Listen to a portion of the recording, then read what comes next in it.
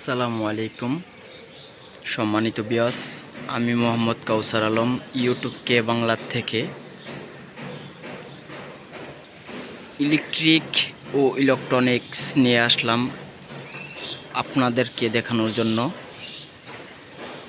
এই যে এটি একটি বালুর মাঠ, মান্ডা বালুর মাঠ।